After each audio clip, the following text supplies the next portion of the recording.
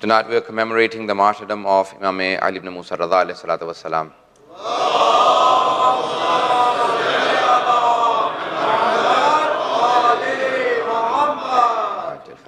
And when asked, he said the biggest signs of the Imam of your time or any Imam is the knowledge that he possesses from Allah subhanahu wa ta'ala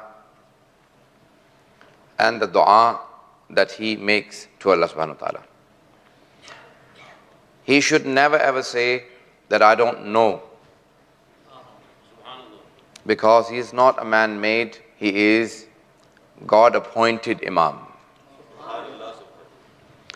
The one who is appointed by Allah subhanahu wa ta'ala should not lack in knowledge, and therefore one of the biggest signs of the Imam is that he knows whatever people ask him. And the ratio of knowledge will be 2 to 27 when the Imam al-Islam comes, when the 12th Imam al-Islam comes. So therefore we will recognize our Imam through the knowledge that he possesses.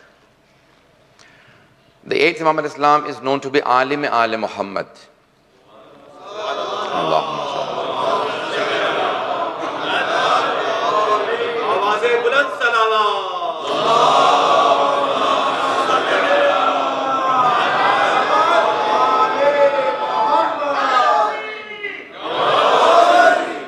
Is known to be Alim Ali Muhammad, the learned of the Ali Muhammad. When asked, Maula, what about the rest of you? Are you not all Alim of Ali Muhammad? They said, of course we are. But he had more chance to prove his knowledge through the debates that Mamoon organized for him. Mamoon wanted to degrade the Imam al-Islam, and he always organized people to debate with him and ask him questions so he could degrade the Imam al-Islam and say, look, he doesn't know this. He wanted to get one chance at least where the Imam could not answer the questions, so he could tell the people that, look, there is a question that he could not answer. So he always organized different religions to come and ask questions from the Imam al-Islam. He organized different scholars from different fields within Islam, from outside Islam, and people continuously ask questions from the Imam al-Islam. And through that, Shaykh Tusi says, Hujaj al-Radawiyya, meaning the 8th Imam al-Islam gave so many proofs that all the Shias, there are about 13 sects in the Shias, all the Shias that reach up to the 8th Imam, they don't stop at the 8th Imam, they go all the way up to the 12th Imam. All the divisions within the Shias are before the 8th Imam al-Islam. The Waqifiyya that stopped after the 7th Imam. But the 8th Imam had so much chance of debating with the people that he made it prove to them that if you believe in 8 Imams, you must go all the way up to the 12th Imam al-Islam. That's why Hujaj al-Radawiyya, the proofs of the 8th Imam, and Alim Ali Muhammad, because he had a chance to prove his knowledge to the people, to all the masses and the government and all the Muslims in that world in his time. So he had so many debates with so many people. Now, I want to just mention a few debates of the 8th Imam al-Islam. When Mamoon used to ask him so many questions, one of the greatest historians in the Shia history says that the most learned Abbasi Khalifa, the most learned Abbasid caliph was Mamoon himself, because of the 2 years he had spent with the 8th Imam al-Islam. The most learned Abbasi Khalifa was Mamoon because of the 2 years he spent with the 8th Imam. During those 2 years, he had learned so much, and yet he still poisoned the 8th Imam. So he was a murderer of an Imam. And yet he himself, the Khalifa himself, had learned so much from the 8th Imam that he would organize debates with the greatest of the scholars of his own faith, and he would tell them, prepare yourselves to debate a Shia. So they would prepare themselves, and he would say, now debate with me. They would say, but why should we debate with you? He said, if you could defeat me, then you can defeat a Shia. And if you can't defeat me, then you can't defeat a Shia. That's how much knowledge he had gained from the 8th Imam, just by the debates of the 8th Imam al-Islam. And they say that the most learned of the scholars in his time, he would defeat them with his left hand. That's how learned he had become. Just 2 years with the presence of the 8th Imam. The 8th Imam continuously debated because of the different religions that would come to the 8th Imam. One of the times, Mamoon organized a debate with the Jews and Christians, Zoroastrians, and all other different faiths that he had known in his time, to come and debate with Imam Ali Raza. Now, while he was organizing this debate, he told all the people who were always surrounding the 8th Imam not to inform the 8th Imam that Mamoon is organizing a debate. So the Imam would not prepare himself for this grand debate that he is organizing against the Imam, thinking if I don't tell him, he will not be prepared, and that's how I will have him defeated. The day came, the Jews, Christians, and all the different, the chief rabbi and the archbishop of the Christians, the Catholicos, and all the different major religions, the biggest of their scholars came with different scholars from their own faith to debate with the Imam al-Islam. And the whole court of Mamoon was filled with all of these scholars. When he became pleased that yes, the biggest of the scholars have come with their books, he asked for the Imam to be brought into the court. So he sent for the Imam. He said to one of his office bearers, he says, go and tell our crown prince, Ali ibn Raza, to come and debate. The person he had sent off to call the 8th Imam al-Islam was a follower of the 8th Imam al-Islam, was a Shia, but was not so strong, but he still believed in the Imam al-Islam. So he was very worried, came running to the Imam al-Islam and said, Ibn Rasulullah, O son of the Holy Prophet, Mamoon has called you to the court.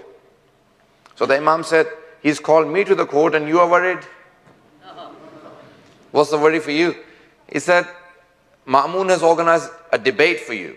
And there are all of these learned scholars from different faiths, from Jews, Christians, Zoroastrians, Hindus, and whatever you can think of, all the different faiths. They've come to debate with you. The Imam said, are you unsure of my knowledge? He said, no, Mawla, I'm not unsure about your knowledge. He said, then why are you so worried about this debate that I'm going to be having? He said, Mawla, I don't doubt your knowledge, but these people who always go into debates, they will twist around the things so much so that they will try and confuse you to get wrong answers from you. He said, listen to me.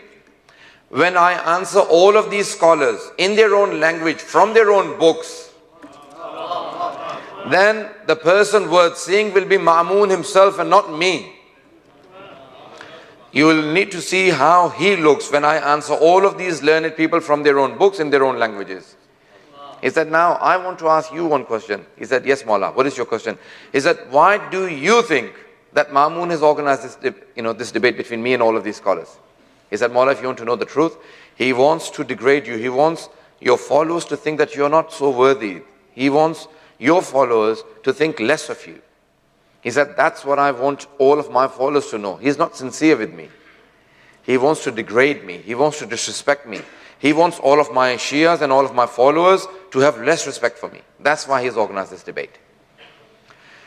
Now the Imam al-Islam started walking. And when the Imam al-Islam was walking, the Jalal and the Haiba of the Imam al-Islam, the grace and the majesty of the Imam al-Islam, the nur on his face, and the light in his body when he was walking to the court, as if all the walls were saying labbaik to the Imam al-Salam, as if the earth was kissing his feet, as if the heavens were saying, Mawla, come and take your place and answer the questions and tell the people what an Imam is like when Allah sends an Imam.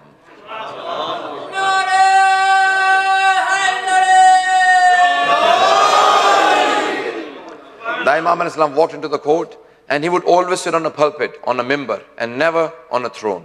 So he sat down on the mimbar, the Imam sat down, and Mamoon said to the Imam, he said, Ibn Rasulullah, O son of the Holy Prophet, some of these people have come to ask you some questions. Not that I have invited them to debate with you. He said, some of these people have some questions they want to ask you. I hope you don't mind. They're in large numbers. The Imam al-Islam sat down smiling. He said, fine. Do you all wish for me to start your debate? Do you wish me to ask the questions, or do all of you want to start asking me questions? So all of those people said, is that how confident he is of his own knowledge? That he says, you can ask me a question or I can ask you a question. So they said, Ibn Rasulullah, son of the Holy Prophet, we are so many in numbers, and we wish you to start asking us questions. So he said, okay, I'll start with the Christians. So he turned to the Christians, because they had a problem with Tawheed, and others as well, but here the Christians believe in Trinity. Tathlis, they believe in Hazrat Isa to be the son of God. Ibnullah, Isa is son of God. So Hazrat Imam Ali Raza alayhi salatu wassalam,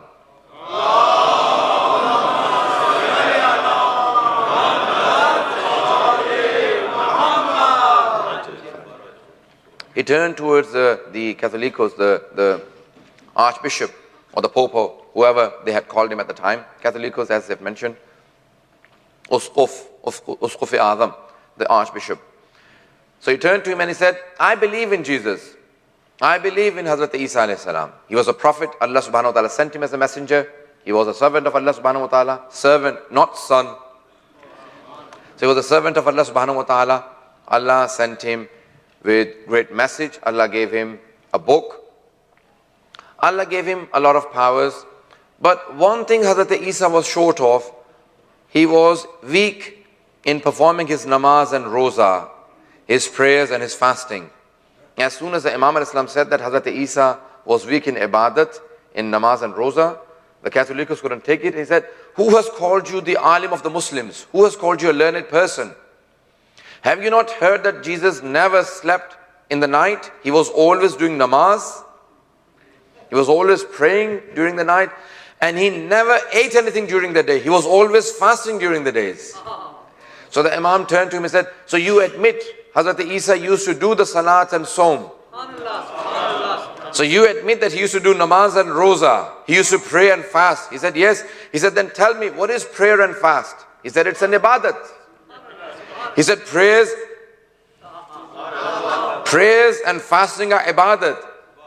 They are a service to Allah subhanahu wa ta'ala. Whoever serves Allah subhanahu wa ta'ala is a servant of Allah subhanahu wa ta'ala. And not the son of Allah subhanahu wa ta'ala. He was a servant. He said, Maula said, now it's your time to ask a question. He said, you've not left any position for me to ask any questions. Our whole faith is based on calling Jesus a son of God. And now you've just proven that he is servant of God. What question do you want me to ask you? Imam Ali Raza went into asking more questions and said, look at the Bible and I will read out things for you from the Bible. Tell the people if I read them correctly or not. The Imam Ali read some parts. He said, I promise to you all that this man reads the Bible better than we the Christians read it. And the Imam Ali turned towards the Jews, the chief rabbi, Rasul Jalut, and he said, why is it that the Jews believe in all the prophets before Hazrat Moses, but not the prophets after Moses? They don't believe in Jesus, they don't believe in the Holy Prophet of Islam, Hazrat Muhammad Mustafa sallallahu alayhi wa sallam.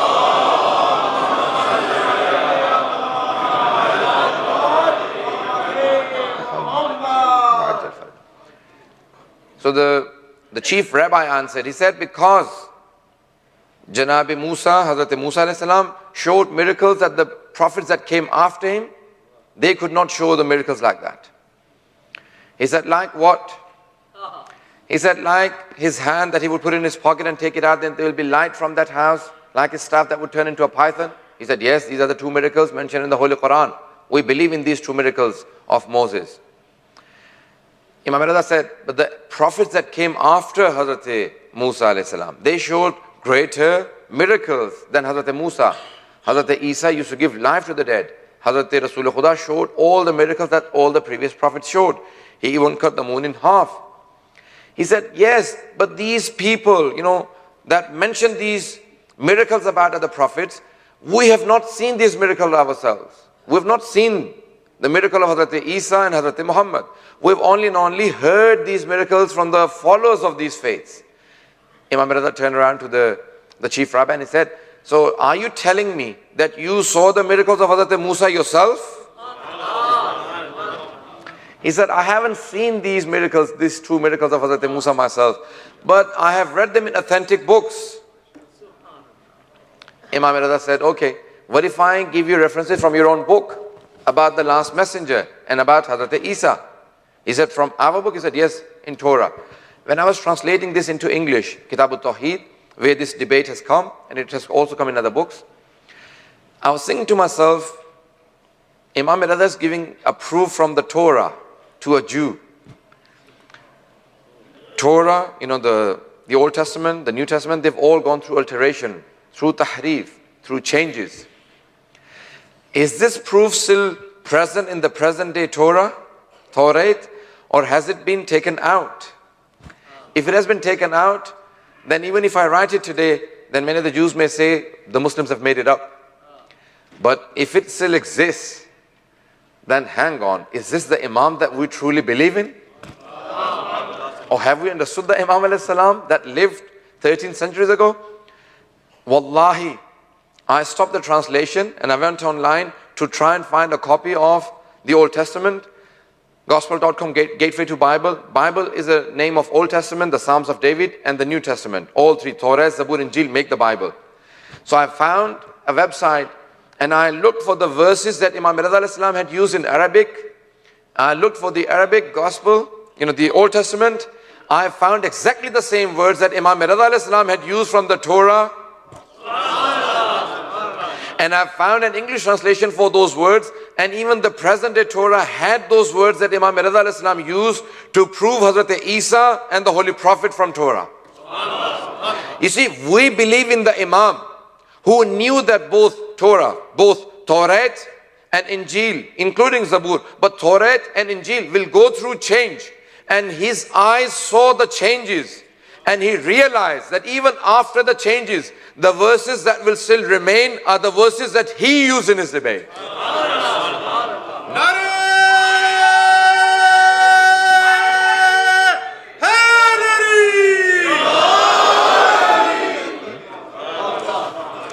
The Imam used the verses that he knew that even after going through change, these verses will remain in the Torah and they will remain in the Injil. So I looked at those verses and I'll give you the translation. He said, Imam Ali asked, he said, Allah subhanahu wa ta'ala has said in Torah, وَتَجَلَّ رَبُّكَ, these are the verses that he used, and your Lord showed his manifestation. Ala Tur Sayna, on Mount Sinai. He says, who did he give his manifestation to on Mount Sinai? So the chief rabbi answered, he said, this was for Moses, for Hazrat Musa alayhi salam. He said, fine. And he said, in the same book, in the same Torah, in the next verse it says, وَتَجَلَّ رَبُّكَ عَلَى جَبَلِ السَّعِيرِ, and your Lord showed his manifestation on Mount Sire. That was the translation for Jabal al-Sa'ir in English, on Mount Sire. He said, who did Allah send his wahi and his manifestation on Mount Sire? He said, we don't know. He said, I'll tell you, there is only one prophet that claims that wahi came to him on Mount Sire, and that is Jesus, Hazrat Isa alayhi salam. He said in the next verse, Allah subhanahu wa ta'ala says, وَتَجَلَّ رَبُّكَ عَلَى جَبَلِ Faran, on Mount Paran. In English this is called Jabal Faran, Mount Paran. He said Mount Paran is a chain of mountains in Mecca. Amongst one of those mountains, there is a mountain in which there is Ghar Hira. And there is one man who claimed that the wahi of Allah subhanahu wa ta'ala came to him in Mount Hira. On Mount Paran in Ghar Hira, in the cave of Hira, and that is Muhammad sallallahu alayhi wa sallam.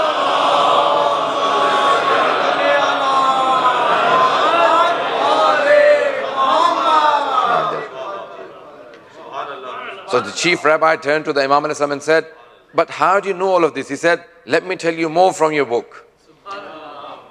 It says, and in Quran also it says, and the people who always ask you, why do you believe in 12 Imams? Surah number 5, verse number 12. 5 and 12. Inshallah, you will not forget. Surah number 5, Surah Ma'idah, verse number 12.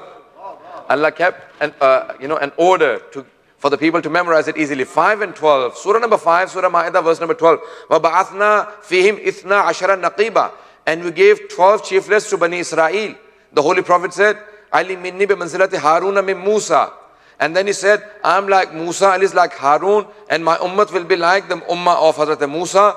Just like Musa had 12 successors, I will also have 12 successors. So there were 12 tribes and there are 12 successors, the Holy Prophet said. So in Quran and also in the Torah, so Hazrat Imam Ali Raza said, he said, in your Torah it says that the last messenger will have 12 successors. He said, now pick up the Torah and I will read for you. So he picked up the Torah and he said, just open up some pages. He opened up and Imam Ali Raza started reading. When he started reading, the chief rabbi closed Torah and he turned to Imam Ali Raza. He said, how do you know what page I opened? You are there and I'm standing here. How do you know without looking what page I opened? Imam Ali said, if I can't tell you what page you opened without looking, then I am not hujjat of Allah subhanahu wa ta'ala.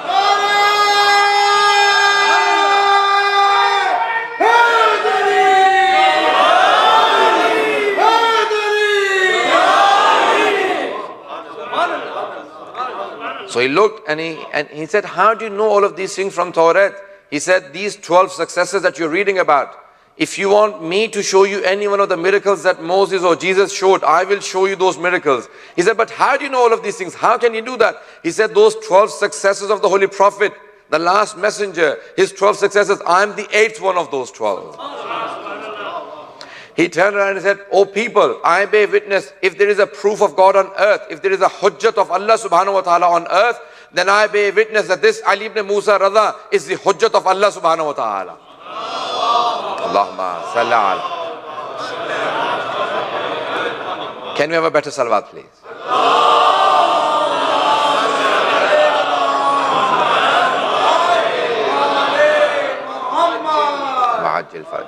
The 8th Imam al-Islam went into different books and gave proofs from the books of their own followers. When the Imam al-Islam was answering the people and he was debating with them while he was asking questions from those people and answering from their own books, there came a time when Mamoon stood up on his throne and he said, enough is enough. You're asking too many questions from my crown prince. I will not take it anymore and I'm leaving. The Imam smiled and he looked at the people and he looked at his own Shias and he said, see, I told you, Mamoon's face will be worth seeing. When I answer all the people from their own books, in their own languages, not once the Imam al-Islam said, tell me what language these people are speaking. Bring me a translator, bring me an interpreter. As the people were asking the questions, the Imam al-Islam was answering in the same language, in the same pace, from the same books. These are the Imams alayhimus salam that we the Shias believe in. So Mamoon got up and he left and he said, the more I try and degrade him, the more strength he shows and the more strong his Shias become. This is the Imam al-Islam. The Imam asked many different questions from different faiths. There came a time when one of the scholars got up and he said, O Ali ibn Musa Raza, what is the proof that you are an Imam? What is the proof that you are a hujjat of Allah? He said, the proof for any hujjat, any Imam, is the knowledge that he possesses and his dua. If it is an Imam, then Allah will never reject his dua and the knowledge will be special. He will have special knowledge from Allah subhanahu wa ta'ala. He said there are many other signs, infallibility and other things that I can go into, but two major signs. One is knowledge and one is the dua of the Imam alayhi salam. So many people, when they started asking questions, they realized, all of those different scholars said, we all say that this man is more learned than any of the other faiths that we have in this world today. These were the biggest scholars that were asking questions from Imam Ali ibn Musa-ar-Raza alayhi salatu wasalam.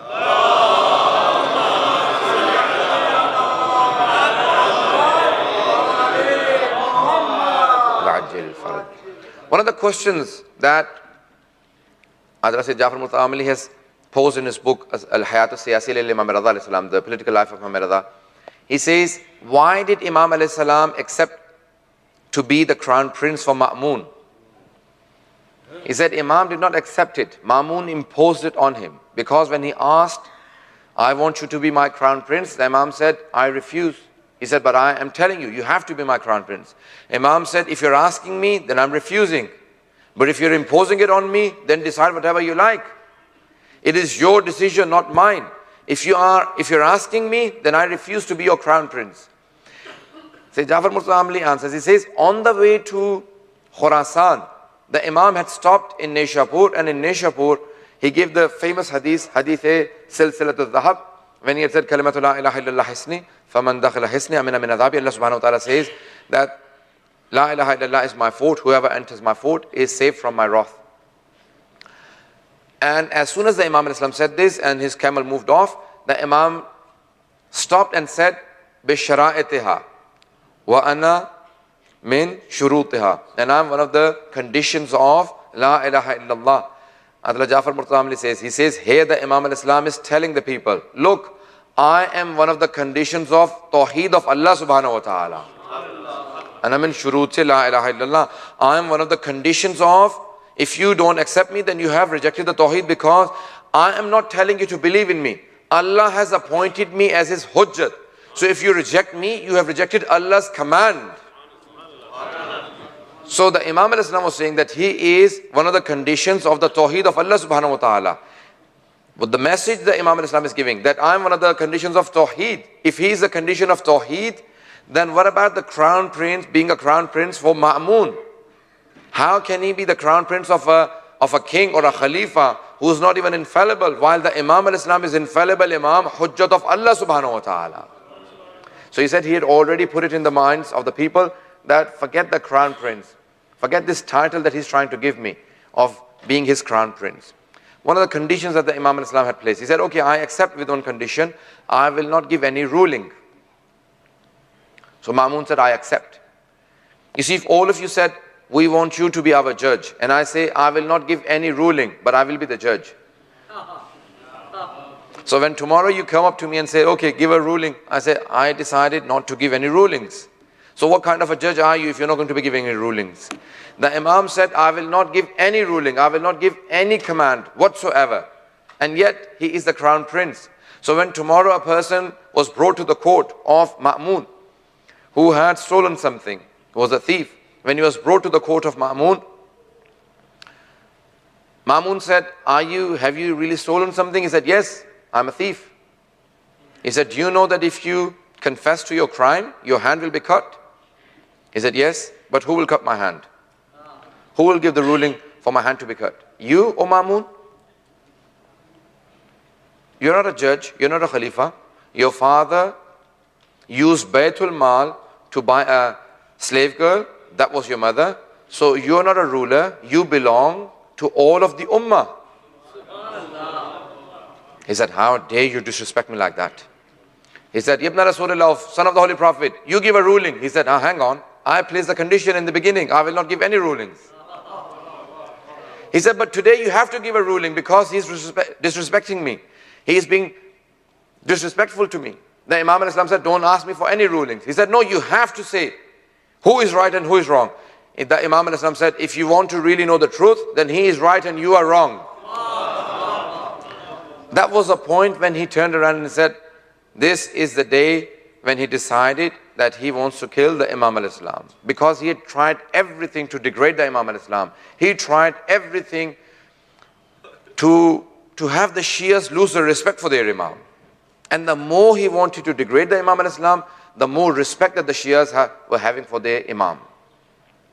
So this time, he said, let's think of a plan where I can kill this person or I can finish the Shias from respecting him. The Imam al-Islam had been in Khurasan for over 2 years now. And for more than a year, there was a drought in Khurasan. Before I go on to speaking just a few words in Urdu for the Masahib, just last 5 minutes in English. Mamoon tried everything. And because of that drought, he said, I will make Imam Ali Raza make a dua. So he called all of the people who were experts in predicting if there will be rain this year or not. Just like you have experts of weather today. So he called in a few experts and they came in.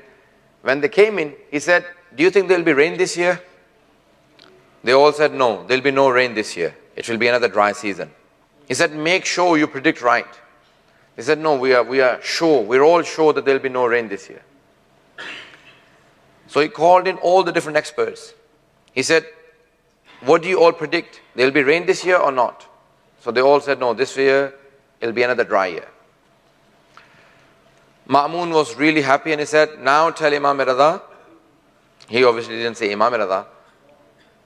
He said, now tell Ali ibn Musa Raza to go and do namaz-e-istisqa, the prayer for rain. A few people came to the Imam al-Islam and said, Ibn Rasulullah, Mamoon has asked you to lead the prayer for istisqa. He said, my grandfather, the Holy Prophet, and my grandfather, the Imam, the first Imam, they both used to do 3 days of fasting and then they would do namaz-e-istisqa. During these 3 days, you have a chance of telling all the people in Khurasan that I will be leading namaz-e-istisqa. So Mamoon became really pleased. He said, this is my best chance. I will bring in all the Shias and all the Muslims to come and see Imam Ali Raza being disrespected and degraded because his dua will not be accepted because there will be no rain this year. So he started announcing to all the people in Khurasan. He said, tell the people to go and announce that there will be a namaz in 3 days' time that Ali ibn Musa Raza will be leading. Imam told all of his Shias, he said, fast for 3 days and I will lead the prayers. And tell all the women and children to also come. All the people started walking with the Imam. Imam started walking without his shoes. He opened up his amama and he turned around his abba upside down. He said, tell all the people to show as much modesty before Allah subhanahu wa ta'ala as possible. Put yourself down and be so respectful, and with tears walk into the plains where we will be praying in the open ground for the rain from Allah subhanahu wa ta'ala. Everyone started walking. The Imam, when he started walking out, he said, Allahu Akbar. As soon as he said Allahu Akbar, as if the heavens were saying Allahu Akbar, as if the mountains were saying Allahu Akbar, as if the trees and the entire universe were saying Allahu Akbar, as if the Imam, when he was speaking, there was labbaik from everywhere. The Imam al-Islam walked into the streets and the people started crying. The people who did not even believe in the Imam al-Islam, if they looked at him once, they said, we bear witness, this must be the Imam al-Islam. So they all started walking behind the Imam al-Islam. As he walked into the plains, he said, everyone, I will lead 2 rakat prayer and you all pray behind me. He told everyone this is mustahab prayer, but we can do it with Jamaat. This is the only mustahab prayer that we can do with Jamaat. In the absence of the Imam, Namaz Eid as well, but Namaz Eid is wajib when the Imam al-Islam is here. So Imam al-Islam started 2 rakat Namaz Istisqa, and as soon as he finished, he stood up for a small talk. While he was talking, people started seeing the clouds approach. So the people wanted to run because the rain is going to come. They were outside the town. He said, all of you wait here. These clouds are not for you. They are going to the next town. The clouds that will come to you, they will come for your town. I will tell you beforehand. When I tell you to go, you go back to your houses. When you make it to your houses, that's when the rain will come. So the Imam al-Islam started praying and he raised his hands and said, oh Allah, send down rain for these people. As soon as the Imam's hand started coming down, the clouds approached and he said, oh people, now go back to your houses. There will be rain as soon as you reach your homes. So the people came back home. As soon as the people came back to the town, suddenly there was thunder and rain, and Mamoon called in all the people who were experts in predicting if there was going to be rain or not. He said, did you not tell me that there will be no rain this year? They said, we promise you, there were no signs of rain this year. It is the prayers of this man called Ali ibn Musa Raza that has brought this rain.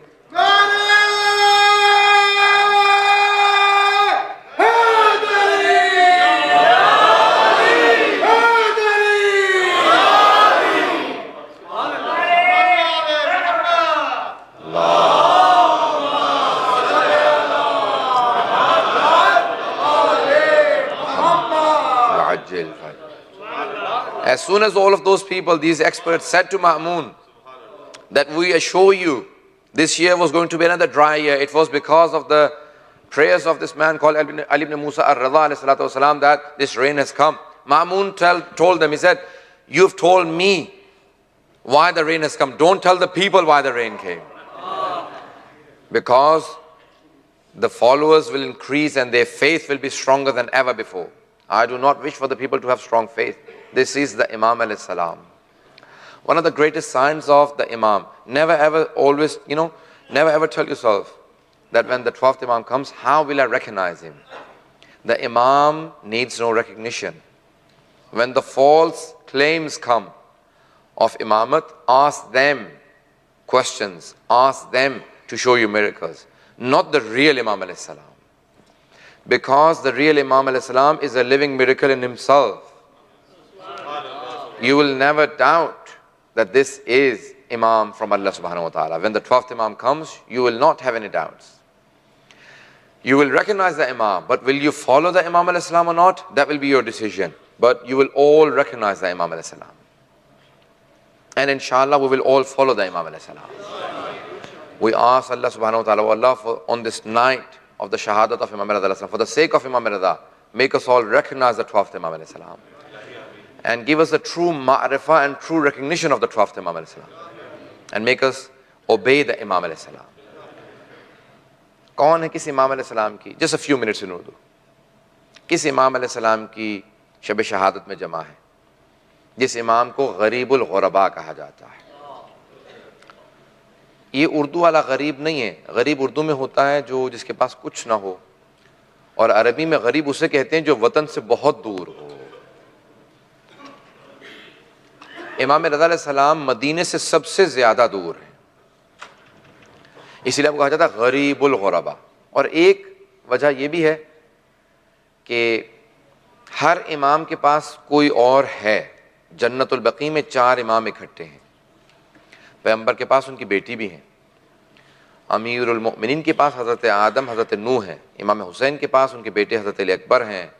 شہداء کربلا ہیں, حضرت عباس ہیں, سب ہیں. امام موسیٰ کاظم کے پاس امام محمد تقی ہیں. امام علی نقی کے پاس امام حسن عسکری. ہر امام کے پاس کوئی نہ کوئی ان کے ساتھ ہے.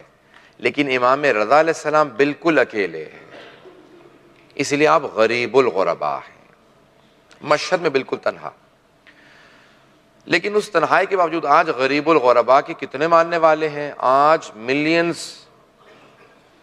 ہنڈریڈز آف ملینز امام رضا کے ماننے والے ہیں. آج رات اگر آپ جا کے دیکھیں گے نا تو امام کے حرم میں جانے کی جگہ نہیں ہے. 500,000 کی کیپیسٹی ہے امام رضا کے حرم کی, لیکن آج کئی ملین لوگ پورے ایران سے, پوری دنیا سے لوگ آتے ہیں امام رضا علیہ السلام کی شہادت کے لیے. تو آج وہ غریب الغربا غریب نہیں ہیں, آج امام کے بہت زیادہ ماننے والے ہیں. لیکن آج بھی جنت البقیع میں ٹوٹی ہوئی قبریں موجود ہیں. رسول کی ایک بیٹی کی قبر آج بھی ٹوٹی ہوئی ہے. جس بی بی کے صدقے میں پوری دنیا میں ہر جگہ پہ لائٹنگ ہوتی ہے, ہر جگہ چراغ جلتے ہیں, اس بی بی کی قبر پہ کوئی چراغ جلانے کی اجازت نہیں ہے. کوئی اجازت نہیں دیتا کہ وہاں پہ رویا جا سکے. دل کرتا ہے نا کہ ایک مرتبہ انسان اپنے جسم کو اس خاک پہ لگائے, اپنے چہرے پہ وہ خاک ملے کہ جو بی بی کی قبر کی ہے, لیکن کوئی اجازت نہیں دیتا کہ بی بی کی قبر پہ جا سکے. امام رضا علیہ السلام اپنے چاہنے والوں کو مختلف اشعار ہیں امام کے. جب ایک مرتبہ ایک بہت بڑے شاعر نے ایک مرثیہ کہا نا, امام کے لیے اشعار کہے, تو کہا کہ مولا میں نے آپ کے سارے اجداد کے لیے کہا ہے, کس کی شہادت کیسے ہوئی, کوئی نجف میں ہے, کوئی کربلا میں ہے, کوئی جنت البقیع میں, اور کوئی کاظمین میں. امام نے کہا میں تیرے اس مرثیے کے اندر کچھ اشعار کے اندر میں اضافہ کر دوں. کہا مولا آپ میرے مرثیے میں کچھ اضافہ کیجئے گا, بہت بڑی بات ہے, شکریہ. امام نے کہا وَقَبْرٌ بِطُوسٍ یا لَهَا مِن مُصِیبَہ. تو امام نے کہا ایک طوس میں قبر ہے, ایک خراسان میں مشہد میں قبر ہے جس کی مصیبت بہت زیادہ ہے, اور اس کے مصائب اتنے زیادہ ہیں کہ جب تک امام مہدی کا ظہور نہیں ہوگا امام رضا یہی کہیں گے میں تنہا ہوں, میں اکیلا ہوں. تو کہا کہ مولا یہ مشہد میں کس کی قبر ہے, مجھے تو معلوم ہی نہیں ہے. کہا ہے نہیں, وہاں پہ میری قبر بنے گی. کہا وہاں پہ قبر بنے گی. کہا کہ میری قبر بنے گی. کہا کہ اچھا مولا آپ کی قبر ہوگی. کہا ہاں میری قبر مشہد میں بنے گی. کہا مولا آپ نے کیوں کہا کہ غریب ہوں گے؟ کہا کیونکہ میرا کوئی بھی نہ میرے اجداد میں میرے پاس ہوگا, نہ میرا کوئی بیٹا میرے پاس ہوگا, میں بالکل اکیلا ہوں گا, میں تنہا ہوں گا. آج غریب الغربا کو سلام پیش کریں گے. آج جب پیش کریں کس کو پرسہ دیں گے؟ آج جناب فاطمہ سلام اللہ علیہ سے کہیے گا بی بی آج آپ کو آپ کی بیٹے امام رضا کا پرسہ پیش کرنے آئے ہیں. 3 تاریخ میں بہنیں ہیں جو بھائیوں کے ساتھ گئیں. جناب موسیٰ کی بہن ہے, امام حسین کی بہن جناب زینب ہے, امام رضا کی بہن جناب فاطمہ معصومہ ہیں, جو بھائی کی محبت میں آئی ہیں. بھائیوں سے بڑی محبت ہوتی ہے بہنوں کو, لیکن اگر بہن جانتی ہو نا کہ بھائی خراسان میں بہت دور ہے, سارے بھائیوں کو بہنوں کو کہا چلو ہم بھائی سے ملنے چلتے ہیں. راستے میں سب کو شہید کر دیا گیا اور وہ سب کے سب مارے گئے. بس بھئی کچھ بھائیوں کیسے شہید کیا میں اس کی تفصیلات میں نہیں جاتا. تو آئے حضرات امام رضا علیہ السلام, کیا عالم ہے, تنہائی ہے. ایک امام علیہ السلام ہے, ہر باپ کی چاہت ہوتی ہے جب وہ مر رہا ہو نا تو اس کا بیٹا پاس ہو, اور جب وہ مرے تو اپنے بیٹے کے گود میں ہو, بیٹا اس کے سر کو اپنے ہاتھوں میں پکڑے کہے کہ بابا آج آپ کو زہر دے دیا گیا ہے. ہر باپ یہی چاہتا ہے. لیکن میدان کربلا میں امام سجاد تھے, لیکن امامت کی چاہتے تھے کہ میں اپنے بابا کے جا کے سر کو پکڑوں, میں اپنے بابا کے سنبھالوں, لیکن جناب سید سجاد کو مہلت نہیں دی جا رہی تھی. وہ اس وقت بیمار تھے, اللہ کی طرف سے بیمار کر دیا تھا تاکہ کہیں امامت ختم نہ ہو جائے, تو محفوظ رکھنے کے لیے ان کی جان کی حفاظت کے لیے بیمار تھے. لیکن روایت کے الفاظ ہیں کہ جناب سیدہ کی روح موجود تھی. بار بار بی بی اپنے دونوں ہاتھ امام حسین کی گردن پہ رکھتی تھی, کہتی تھی پروردگارا میں نے چکیاں پیس کے پالا تھا, پروردگارہ یہ کتنے خنجر مارے ہیں شمر نے, تو پروردگارہ کتنی مظلومیت ہے. بس بھی امام رضا کا بھی آخری وقت ہے, بار بار کہہ رہے ہیں اے خواجہ اباسلط ہروی مجھے مامون نے بلایا ہے، مامون مجھے زہر دے دے گا، جب زہر دے گا نا اور میں اپنے چہرے پہ ایک رومال رکھ کے آؤں، میرے ہاتھ میں ایک رومال ہو، تو سمجھ جانا کہ مجھے زہر دے دیا گیا ہے۔ اس وقت مجھے بار بار قے ہوگی، مجھے بار بار میرا جو زہر دیا جائے گا، میرا جگر آئے گا، مجھے خون کی قے ہوگی، تو کہا اس وقت مجھ سے بات نہ کرنا، بس میرے لیے اہتمام کر دینا، اور خواجہ یاد رکھو میں امام ہوں، امام کو غسل و کفن ایک امام دیتا ہے، میرا بیٹا محمد تقی آئے گا۔ کہا مولا وہ مدینے میں ہے، کہا اللہ اس کو معجزے سے یہاں پہنچائے گا، کہا جب وہ آئے گا نا تو اسے میرے حجرے میں آنے دینا، وہی مجھے غسل و کفن دے گا، وہی مجھے ہنود دے گا، وہی میرا جنازہ پڑھائے گا۔ کہا خواجہ تم پرواہ نہ کرنا، کوئی غسل و کفن نہ کرنا۔ خواجہ اباسلط ہروی کہتے ہیں تھوڑی دیر میں امام علیہ السلام آئے، جب امام علیہ السلام آئے نا تو ان کے چہرے پہ رومال تھا، میں سمجھ گیا امام کو زہر دے دیا گیا ہے، آنکھوں میں آنسو تھے۔ کہا مولا یہ آنسو کس بات سے ہیں؟ کہا خواجہ میرا بیٹا بہت دور ہے، میرا بیٹا بہت چھوٹا ہے، میرے بعد اس کو بڑے مصائب دیکھنے پڑیں گے۔ ایک جملہ یہاں پہ آپ کو کہوں، امام حسین بھی یہی سوچتے ہوں گے نا، میری ایک 4 برس کی بچی پہ کتنے ظلم ہوں گے، کتنے تماچے لگیں گے، کانوں سے بالیاں چھینی جائیں گی۔ آج رکم اللہ، بس بھئی جملے سن لیجیے، آخری جملے پیش کر رہا ہوں۔ اتنے میں امام رضا علیہ السلام کی شہادت ہو گئی، تسبیح و تحلیل کی آواز آ رہی تھی، امام تسبیح پڑھ رہے تھے، تسبیح کی آواز بند ہو گئی۔ جیسی تسبیح کی آواز بند ہوئی نا تو خواجہ اباسلط ہروی سمجھ گئے امام کی شہادت ہو گئی، تو خواجہ اباسلط ہروی رونے لگے، گریہ کرنے لگے، کہا کہ ہمارے امام، ہم امام سے بھی محروم ہو گئے، آج میں یتیم ہو گیا۔ کہنے لگے آج ہم یتیم ہو گئے، آج دنیا کے شیعہ یتیم ہو گئے کیونکہ امام رضا علیہ السلام چلے گئے ہیں۔ بس خواجہ رو ہی رہے تھے، اپنے سارے دروازے بند کر کے رو رہے تھے، اچانک دیکھا کہ کوئی حجرے کے اندر موجود ہے۔ کہا کہ آپ کون ہیں، کہاں سے آئے ہیں اور اندر کیسے آئے ہیں؟ میں نے تو دروازے کو بند کر رکھا تھا۔ کہ وہ خدا جو مجھے مدینے سے مشہد پہنچا سکتا ہے، وہ مجھے مشہد کے اندر آنے کے بعد حجرے میں بھی پہنچا سکتا ہے۔ خواجہ اباسلط میرے بابا نے تمہیں بتایا تھا، میں اپنے بابا کے غسل و کفن کے لیے آیا ہوں، تم باہر انتظار کرنا۔ بس بھئی میرا دل کہتا ہے کہ جب امام رضا علیہ السلام کو غسل دے رہے ہوگا نا ایک بیٹا، امام محمد تقی بڑی تعظیم سے غسل دیا جاتا ہے، جنت سے کافور نازل ہوا ہوگا، جنت سے پانی نازل ہوا ہوگا، کفن کا کپڑا آیا ہوگا، تو امام محمد تقی علیہ السلام ایک بات سوچ رہے ہوں گے، بابا آپ کے لیے تو کفن جنت کا کپڑا آ گیا آپ کے کفن کے لیے، بابا ایک میدان کربلا میں بھی ہمارے جد تھے، جب ان کو گھوڑے دوڑائے گئے لاشے پہ، اور 11 محرم کو امام سجاد علیہ السلام نے اپنے بابا حسین کے لاشے کو دیکھا تو ایک بیٹا بار بار کہتا تھا پھوپھی اماں خدا کسی غیرت مند بیٹے کو ایسا وقت نہ دکھائے، جوان بیٹا ہو، بوڑھے باپ کا لاشا ریت پہ پڑا ہو، باپ کو دفنانے کی اجازت نہ ہو۔ بس ایک مرتبہ امام رضا علیہ السلام کو غسل دیا، امام محمد تقی علیہ السلام نے غسل دیا، کفن دیا، تیار کیا، جنازہ پڑھایا۔ کہا خواجہ میں نے جنازہ پڑھا دیا ہے، جب یہاں سے تابوت اٹھایا جائے گا نا امام کو دفنانے کے لیے لے جائیں گے تو کہا کہ بتا دینا میں نے جنازہ پڑھا دیا ہے۔ خواجہ ایک اور بات یاد رکھو، قبر پہلے سے تیار ہوگی، امام رضا علیہ السلام کے لیے خاص جگہ پہ قبر تیار ہے مشہد میں۔ کہا وہ کوشش کرے گا مامون کہ ہارون کی پشت کی طرف دفنائے گا، لیکن وہاں پہ میرے بابا کی قبر تیار نہیں ہوگی۔ بس امام محمد تقی نے وصیت کی، بتا دیا قبر پہلے سے تیار ہوگی، ایک مرتبہ زمین میں جب تم پھوڑا مارو گے تو قبر تیار ملے گی۔ کہا اچھا امام سے، کہا اچھا مولا، کہا میں واپس جا رہا ہوں، میں نے غسل و کفن کر دیا، میں جا رہا ہوں۔ حضرات بس میں ایک 2 جملے کو پیش کروں گا، میں نے زحمت کو تمام کر دیا۔ حضرات امام محمد تقی علیہ السلام نے اپنے بابا کو غسل و کفن بھی بڑی تعظیم سے دیا، اپنے بابا کا جنازہ بھی پڑھایا اور بڑے احترام کے ساتھ واپس آ گئے۔ لیکن جب 11 محرم کو امام سجاد علیہ السلام جا رہے تھے تو اس وقت بار بار تڑپتے تھے، مولا کہتے تھے جب میں نے پشت ناقہ سے، اونٹ کی پشت سے اپنے بابا کے جسد کو دیکھا نا تو مجھے پھپھیوں کا پردہ بھی بھول گیا۔ کہ پھپھی اماں میرے بابا کے جنازے پہ گھوڑے دوڑائے گئے، پھپھی اماں کبھی بھی خدا کسی کے ساتھ ایسا نہ کرے، کوئی بیٹا اپنے باپ کے جنازے کو اس حالت میں نہ چھوڑے۔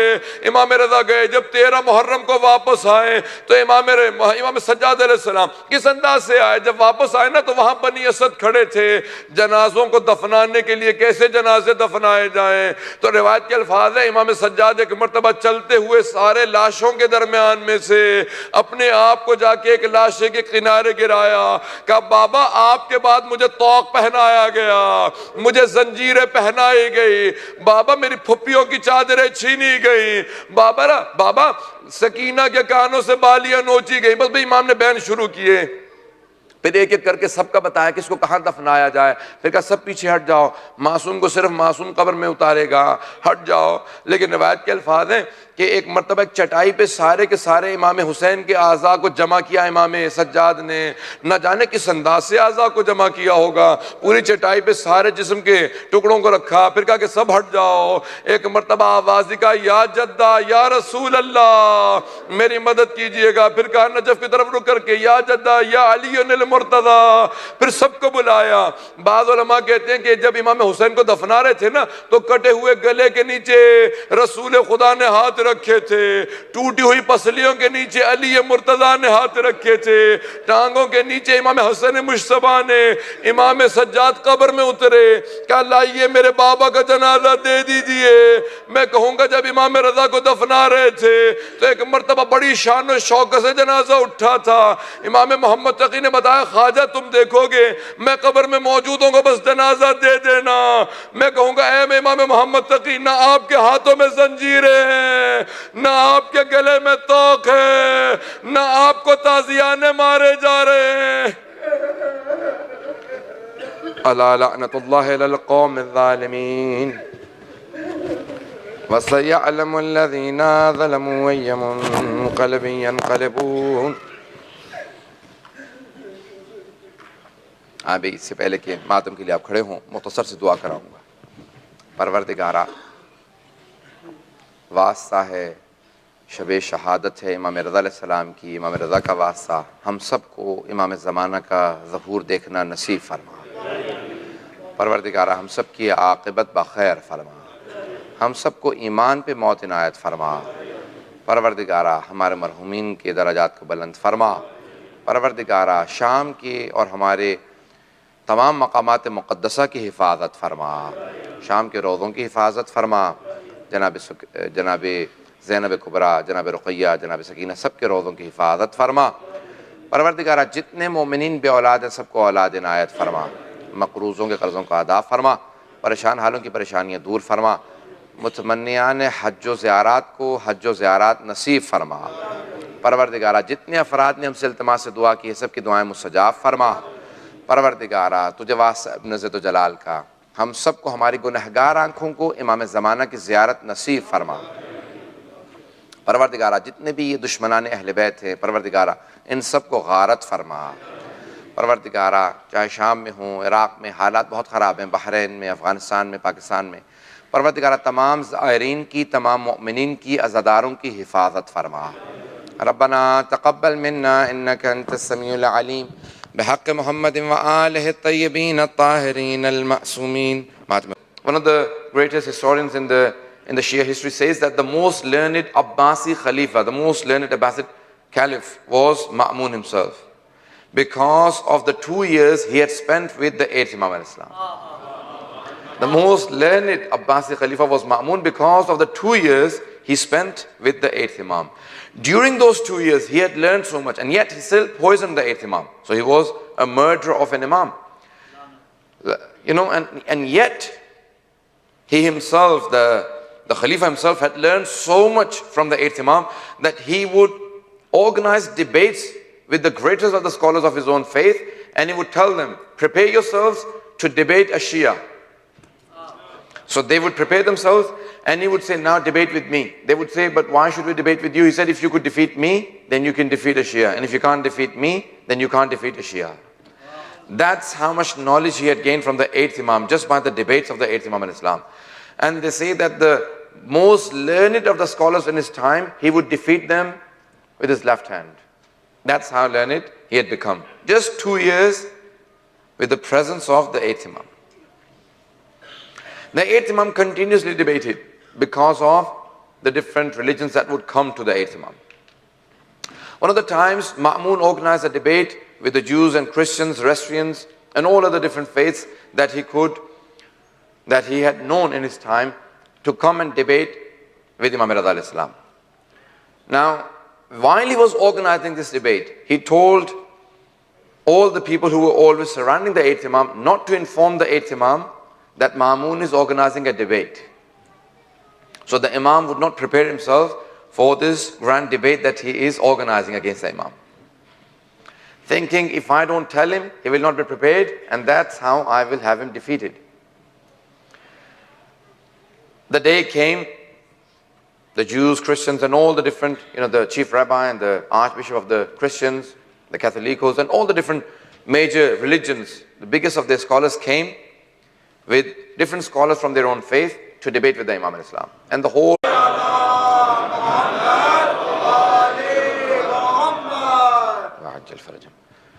Tonight we are commemorating the martyrdom of Imam Ali Raza alayhi salatu wassalam.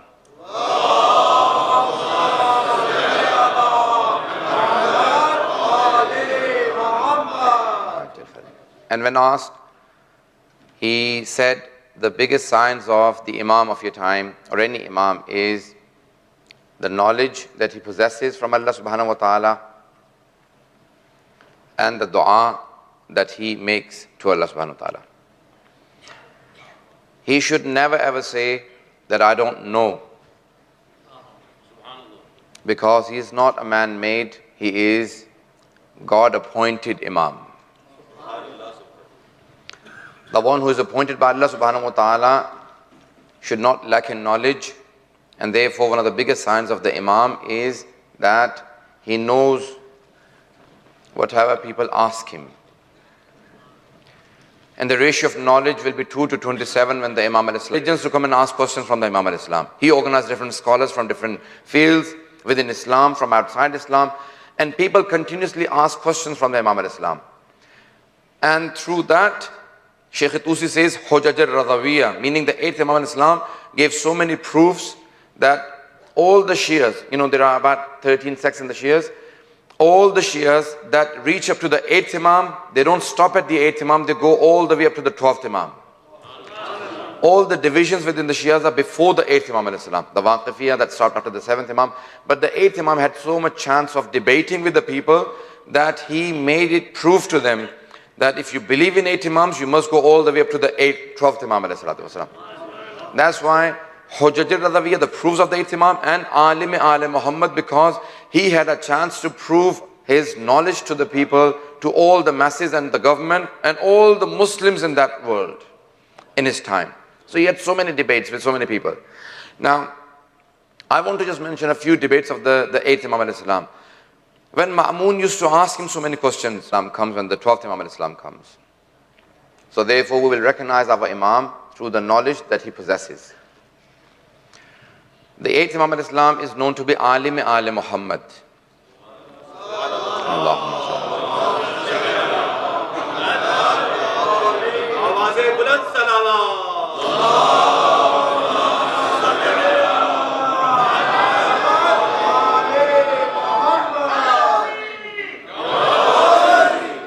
is known to be Alim Ali Muhammad, the learned of the Ali Muhammad. When asked, Maula, what about the rest of you? Are you not all Alim of Ali Muhammad? They said, of course we are.